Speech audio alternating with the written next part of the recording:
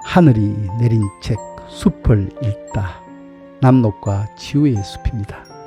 오늘은 다양한 표상을 지닌 나무 배롱나무의 이야기입니다. 배롱나무는 흔히 백일홍 또는 목백일홍이라고 불리기도 합니다. 그래서 멕시코 원산 한해살이 풀인 국가가의 백일홍과 이름에서 혼돈을 가져오기도 합니다. 그러나 배롱나무는 높이가 3m에서 7m 정도까지도 자라며 낙엽이 지는 작은 키나무로 줄기에는 많은 가지를 달아서 부채꼴 모양의 형태를 이룹니다. 양지를 좋아하고 추위를 잘 견뎌내지 못하므로 중부 이북 지방에서는 월동이 쉽지 않았다지요.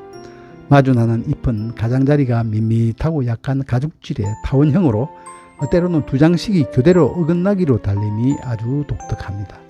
6개의 꽃받침과 6장의 꽃잎 안에 1개의 길게 자란 암술과 40여 개에 이르기도 하는 노란 수술을 가진 구불구불 주름지고 진한 분홍빛의 수많은 꽃들을 부채살처럼 펼치며 한여름에서 가을까지 근 석 달 열흘간을 번갈아 피고 지기를 반복합니다. 원예 품종으로 흰색 꽃이 피는 흰 배롱나무도 있긴 합니다만은 아무튼 붉은색 꽃이 100일간 핀다는 의미에서 백일홍이라는 이름이 나왔다고 합니다. 백일홍이라는 발음을 빨리 하면 배롱으로 들리기도 하지요. 즉 백일홍이 배기롱으로 다시 배일홍이 되고 마침내 배롱이라는 이름이 생겨났다고도 합니다. 어린애들이 메롱 메롱 하면서 상대방을 놀릴 때 쓰는 말을 연상시키는데 혀가 말리는 배롱이라는 발음이 귀엽게 들리지요. 학명인 랑게르스트레미아 인디카에서 속명은 스웨덴의 동인도 회사 총책이며 식물학자였던 마그너스 폰 랑게르스트롬의 공적을 기려서 붙여진 것이고 종소명 인디카는 인디아의 식물이라는 뜻이랍니다. 이 나무의 원산지는 인도 아대륙과 동남아 중국, 한국, 일본 등이 꼽히기도 합니다. 그러나 배롱나무의 학명에서 등장하는 인도에 대해서는 마치 콜럼버스가 서인도 제도라는 지명을 붙인 상황과도 비슷하다는 의구심을 품는 학자들도 있습니다. 또 1900년 이전 식물 분포지 분석을 해보면 한반도에서 배롱나무 DNA가 발견되지 않으므로 우리나라는 배롱나무의 자생지가 아니라 모두 가져다 심은 것이라고 주장되기도 하지요. 고려 후기 최자가 엮은 선비들의 문집에서 자미화라는 이름으로 배롱나무가 등장하는데 이를 근거로 적어도 고려 말 이전쯤 아마 중국 남부로부터 배롱나무가 왔을 것으로 추정합니다. 자미화라는 중국 어명은 자줏빛 꽃이 피는 장미라는 뜻이며 중국 사람들이 좋아해서 당나라 장안에도 많이 심어졌다고 합니다. 조선시대 중기에 인문지리서 정보판에는 신정동국여지 성남 제22편에서도 자밋꽃 밑에 조각배 대고 있네라는 표현이 나오지요. 물가로 뻗어내린 가지에는 붉은 꽃이 무리지어 달렸는데 그 아래로 분홍빛 물살을 튕기면서 닿고 있는 조각배. 상상만으로도 황홀한 풍경입니다. 배롱나무는 그 특징으로 여러 이름이 붙여졌는데요. 그 사연들도 재미있답니다. 시인 오양심은 네 겨드랑이에 손가락을 집어넣어서 간질간질간지름을 태우면 다몽색 웃음들이 앞다투어 꽃으로 터져나온다 라고 읊었는데요. 배롱나무 줄기를 문지르면 잎들이 흔들거려 보이는 것이 마치 나무가 간지럼이라도 타는 것 같이 보였나 봐요. 그래서 간질나무, 간지럼나무라고도 불렀고 제주도 방언에서는 이것을 저금 타는 낭이라네요. 한자명에서도 나무를 만지면 부끄러워서 간지럼을 탄다라는 의미로 파양수라고 했답니다. 또 정원의 배롱나무 꽃이 피니 온 집안이 붉은 빛으로 가득 찬 듯하다 하여서 만당홍이라는 이름도 생겨났다지요. 줄기의 어룩진 모습이 5미라도 오른 것 같이 보인다고 해서 백양수라고도 불리기도 했답니다. 일본명인 사루스베리는 원숭이가 떨어질 만큼 매끄러운 나무라고 해서 붙은 이름이랍니다. 연한 홍갈색의 나무 줄기에 둥근 흰색의 얼룩무늬를 남기고 얇은 조각들이 떨어지고 나면은 원숭이도 미끄러질 정도로 매끄럽고 앙상한 줄기만 남게 된다지요. 이를 보고 시인 정진규는 배롱나무 한 그루 지금 꽃들이 한창이다. 붉은 때 웃음. 꽃을 빼고 나면 배롱나무는 골격만 남는다. 하고 그 나무 줄기 모습을 묘사하였습니다. 이렇듯 매끄러우며 윤이 나면서도 단단하고 세공도 필리한 벼룩나무의 목재는 고급 가구나 실내 장식용 자재로도 많이 활용된다고 합니다. 벼룩나무 꽃이 지고 서리가 내리며 가을이 깊어가는 10월에서 11월이 되면은 둥근 타원형의 열매가 젓갈색으로 익어서 6갈래로 갈라지며 넓은 날개를 가진 씨앗은 생애 첫 비행 준비를 합니다. 벼룩나무의 잎과 뿌리는 백일해나 기침, 대하증, 불임증, 혈액순환, 지혈 등의 약재로도 사용된다고 하네요.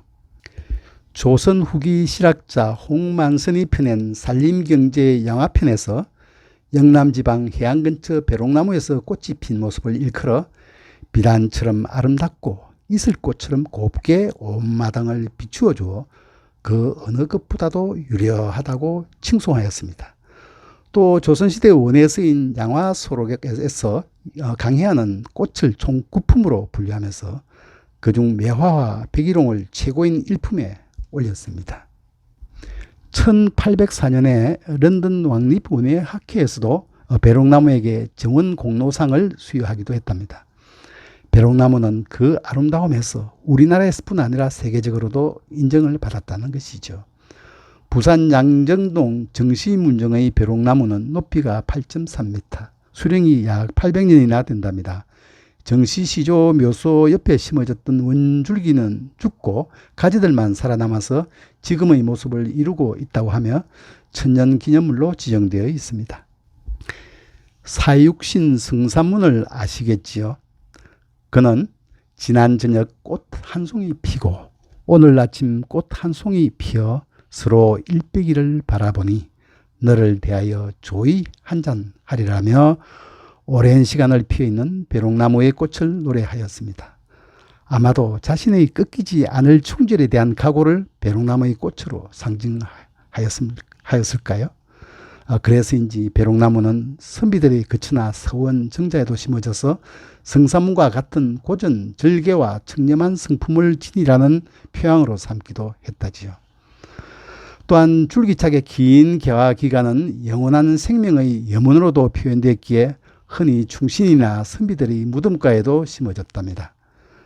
벼룩나무의 꽃말은 떠나간 벗을 그리워함이라고 합니다. 이것은 신의를 지키다 가신님들의 고귀한 충절과 기계를 그리워하며 기리고 되새기려 함이 아닐까요? 또한 해마다 껍질을 벗어던지면서 매끄럽고 앙상한 줄기를 드러냄을 끊임없이 반복하는 벼룩나무의 모습을 보면은 마치 세속의 욕망과 습성이라든지 그 모든 것을 미련 없이 떨쳐버리고 무소유를 위한 수행과 정진을 거듭하는 출가 수행자들의 삶을 연상시킨다고도 하지요. 그래서 사찰에 심어져서는 수행자들이 모범으로 삼고자 했답니다. 이러한 특성들은 벼룩나무를 올곧은 의지와 고고한 성품의 표상으로 등장케 하였습니다. 벼룩나무는 그 긴 시간을 뜨거운 여름 더위와 이글거리는 땡볕의 고통에 맞서 가지마다 피를 토하듯이 붉게 매단 꽃이 피고 지기를 100번은 반복한다고 할 만큼 불굴의 강인함과 인내를 드러내지요. 그러면서도 마치 릴레이 육상 선수처럼 한 팀으로서의 아름다움을 위해서 지고 또 새로운 꽃으로 이어지기를 반복합니다.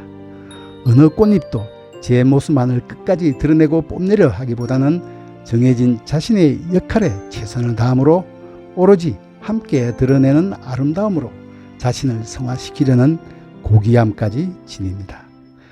자신이 믿는 바를 굳건하게 이루어내는 강건한 의지와 인내심, 그럼에도 그것만을 고집하지 않고 자신의 한계와 역할을 분명히 인식하고 공동체와 하나 되려는 절제의 정신도 함께 가지니 이것은 참으로 이룩하기 어려운 과제이며 우리 모두가 깊이 깨우쳐야 할 교훈이며 지혜가 아닐까요? 이렇듯 여러 가지 상징적 표상을 통해서 우리에게 많은 깨달음을 주는 이 벼룩나무는 우리의 좋은 스승입니다.